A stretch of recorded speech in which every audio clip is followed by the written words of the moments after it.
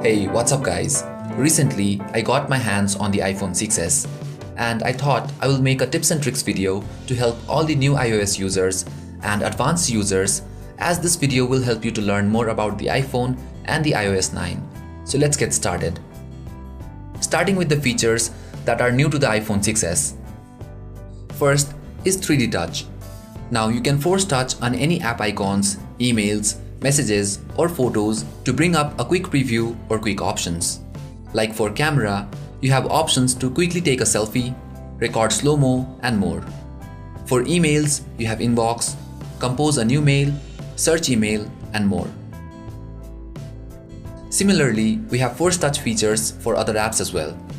Some third-party apps has also received an update for this new feature. Also, while browsing photos, you can force touch on any pictures for a peek.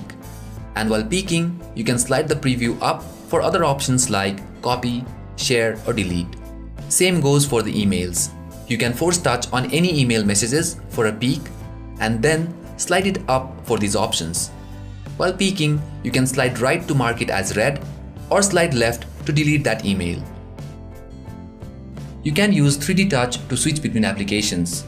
Just force touch from the edge of the screen and swipe to switch. Similar features are there on other apps like messaging app, phone app and so on. Next is live wallpaper. We can set live wallpapers on the new iPhone. Just go to settings, wallpaper and then live wallpapers. Once you have applied the wallpaper, you can press and hold on the wallpaper for this live effect. Next, taking live photos. By default, live photos are enabled. You can enable or disable it from this icon. Basically, what this does is, it captures a few seconds before and after the picture to give you this live effect. Now, if you tap and hold on that photo, you will get this live photo effect.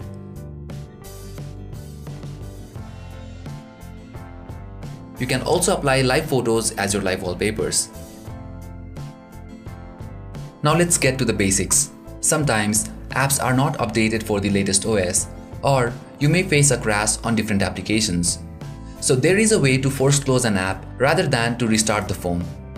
All you have to do is hold down the power button, and once the power slider pops up, let go the power button and then keep holding the home button.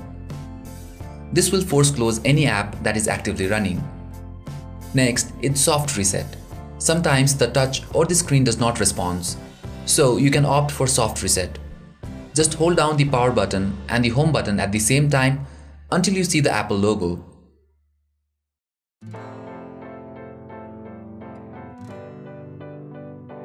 This will restart your phone and all your background running apps.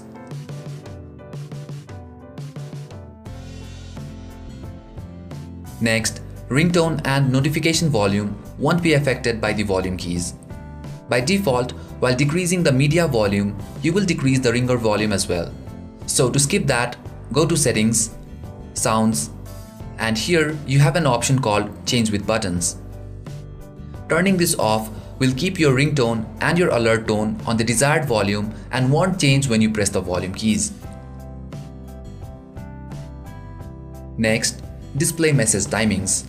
On the Messages app, you can view the timing of the message by sliding left. This will help you to see the exact timing of your conversation. Next, we have Do Not Disturb on Messages.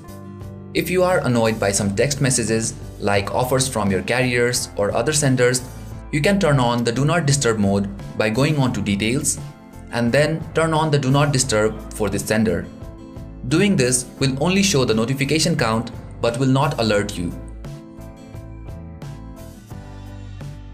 Next, private mode on Safari. With features like handoff and iCloud sync, it isn't safe that all your browsing data are synced between all your devices. So whenever you need a secure browsing, you can turn on the private mode by going on to Open tabs and then tapping on the private mode. Now all your browsing data are sync-free and not recorded. Next, keyboard shortcuts. There is a quick way of typing messages on your iPhone. Go on to Settings, General, Keyboard, and here we have an option called Text Replacement. Tap on it and you will find a range of shortcuts for your keyboard, like OMW for On My Way, ASAP for As Soon As Possible, and many more. You can also add your own message by tapping here. Say for example, AO means at office. Now whenever you input the shortcut, the full phrase will be typed. It's really great for sending messages quickly. Now let's talk about Siri. Some new and old features that are tricky. First, describing relations to Siri. You can let Siri know your best friends, family, etc. For example, you can say, Tom is my best friend. So this will label that contact as your best friend. And whenever you want to contact him using Siri, you can just say, call my best friend. And there you go.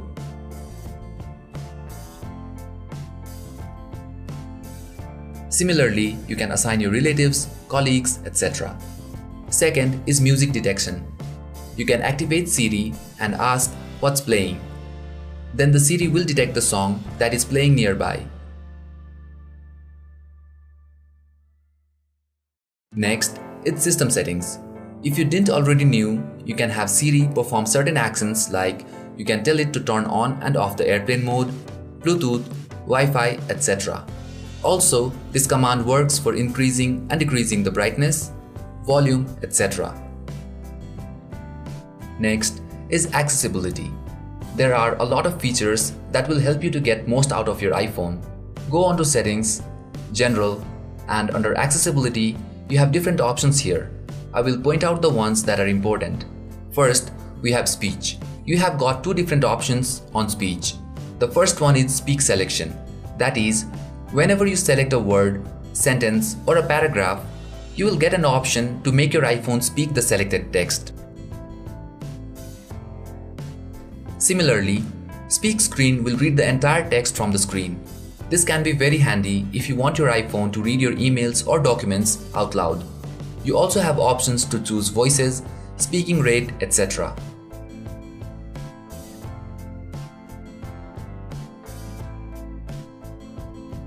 Next, Increase Contrast. Under Increase Contrast, you have options to reduce transparency, darken colors, and reduce white point. Reduce transparency and darken colors are self-explanatory. Darken colors will increase the display saturation, which will be helpful while reading ebooks and editing pictures, but it may consume battery. Reduce white point will slightly turn down the white tones of the display. This won't have any impact on your viewing angles or visibility. Rather, it will make your iPhone more usable at low lights and slightly improve the battery performance. Next is Reduce Motion. You can also turn on Reduce Motion to reduce the motion of user interface, including the parallax effect, which will result in better battery life.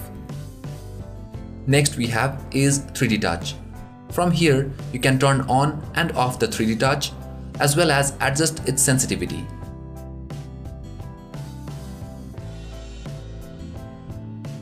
Next is Call Audio Routing. The Call Audio Routing can be used to set your iPhone to directly route the incoming calls to your Bluetooth headphones or the loudspeaker. You can turn on LED flash for alerts, which will make the LED flash when you get a notification. Very handy if you like to put your phone face down. Next is the balance between left and right. If you feel the left side of your earphone or the headphones are louder than the right side or vice versa, you can set it manually from here. Next is Guided Access. Guided Access will lock the iPhone at a certain screen. So let me explain this. First, you need to turn on Guided Access. Then triple press the home key, and here you can also circle the areas you want to disable and then hit start. If it's your first time, you have to give a passcode. This will lock the iPhone on the current app and you cannot use anything else but the app itself. To exit the Guided Access, you will have to triple press the home button and then give your passcode. This feature comes in very handy while giving your phone to your kids. Next, we have accessibility shortcuts. You can assign your iPhone to perform various actions when you triple press the home key, like turning on voiceovers, invert colors, grayscale, zoom, switch control, and assistive touch. If you enable all this, and then you triple press your home button, you get an option on which action you want to perform. Selecting Assistive Touch makes a lot of sense. Personally, I use it to enable and disable Assistive Touch as I don't want this shortcut to take space on my screen. Next, Music Video as an audio. You can play your music video as an audio. Just launch the video app and play the music video. Exit the video app, and now you can play back the audio from the control center. Last but not the least is the field test. There is a secret code that can enable a few tests and modification to your iPhone. Just dial *3001 #12345 #*, and here you can view some infos about your SIM card, cell environment, etc. If you don't want this info, a quick tip is that you can tap on signal strength to change it to numbers. Since iOS 9 has this shortcut to go to the previous app, you can pull down the notification to view your signal strength. And if you want this to be as default, press and hold the power button until the power slider arrives, and hold the home button until the field test app is closed. And there you see. Now you get the numeric representation of the signal strength. So yes, that's all for this video guys. I have second episode coming up shortly. Stay tuned for that. I hope you found this video useful. Please like and share if you did. Stay tuned for more, and I will catch you guys in the next one.